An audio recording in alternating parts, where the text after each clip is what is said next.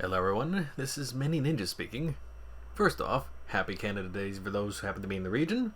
And secondly, doing a quick video today being the Proud Warrior Headsculpt set by Tonsen Arttoys, which is part of actually I believe 4 different headsets that have been released around the same time, but for sake of brevity, as well as both space and my wallet, we're only going to be reviewing one of the sets that I happen to have purchased here, being the Proud Warrior set, aka the Super Saiyan Vegeta headset. As you can see, once you get it out of its more simplistic cardboard box, you have a bit of a more colorful packaging on there, with a little bit of light warnings on there. And once you get it unboxed, you have the base head along with 6 different faces, and a substitute neck piece on there, or a neck joint, I should really be saying. Here's a look at that without the plastic in the way. Small note, the neck piece is probably quite easy to lose, so you want to keep track of that. As for, it'll become a little evident why they include that one later on. Now, going on to the actual faces themselves here, all of them are honestly pretty nicely presented on there. Let's get out of the clamshell for a little bit of a better look there. As you can see, you have kind of a more neutral, smirking, angry, comically angry, yelling, and then the punch face on there. Now, the base head itself and the faces tend to click on pretty well, although I should probably say there is sometimes a bit of fitting issues I find on there. But once you do manage to get it on there, this is exactly what it looks like when it's a little bit of gapping from it not being inserted correctly, I should say. Once you do manage to get on there, they tend to fit pretty flush for most of the faces. I do have 1 or 2 in my own set that still, even with a little maneuvering, you can get it a little closer, but it's still not a perfect fit. That being said, once you get them on there, all the faces honestly look like a very nicely stylized, a little more of a Dragon Ball Z era Vegeta face set up on there. I'm trying to get that one to click in. And honestly, most of them tend to work out pretty well. Although there are certain spots like the yelling face there, where the face decals kind of look a little wonky.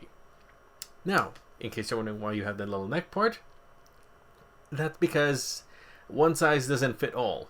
In fact, most of the Vegeta figures I happen to have seem to be slightly off in one way or another, either being like the Proud Prince there, where it was too small, or the original Super Vegeta, where it's actually a smidge too big. It wasn't until I grabbed the Brawling movie one that I found one that natively fit the headpiece on there, or the headset. Once you do get it on there, as you can see, it honestly looks incredibly nice. Nice clean finish on there. Skin tone is rather matte, as well as the hairdo, with just a small little bit gradient on there, which in the camera comes out a little greener than it actually is in person, I find. But all in all, it looks really nice in person. And while it is a little loose on this particular net piece, it still holds on there pretty well, and you can post things on there without too much hassle. And of course, with a little bit of a look on how these faces look like on the body, the head, I will say, is a slight bit larger than some standard Vegeta heads, but I don't mind that terribly, since the actual bodies for most of the Vegeta toys tend to be slightly out of scale, if not a little bit on the large side, so it tends to balance things out a bit. Here's a look of that one that just doesn't look right once you get a proper flush look at it. Yeah, you want to present that yelling face on an angle. And also the little rub on the teeth on there is a little low, but hey, can't win them all, I suppose. Now, the punchy face, I don't know whose fist is supposed to actually be in there, but honestly, it's a pretty good representation if you want a nice hit face on there. And this one is a bit silly no matter what you do on it, but honestly, it's funny to look at, but let's be honest, you're probably not going to be showing this one in your collection too often. So, yeah, it's just a nice little amusing thing if you want specific shots.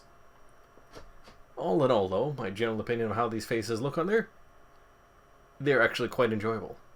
This is a really nice purchase on there, and I'm actually regretting that maybe I should have picked up a few more of the other headsets to kind of swap out for my other Vegetas. That is, if you're willing to put in trouble in order to get the neck peg switch. Another nice little release by Tonsen Arttoys, so perhaps we'll have to take a little look at their upcoming works, which includes another Majin Vegeta themed headset, as well as a few various accessories for multiple different Vegeta figures, so perhaps something to look at for the channel later, but for now, happy Canada Day, and catch you all later.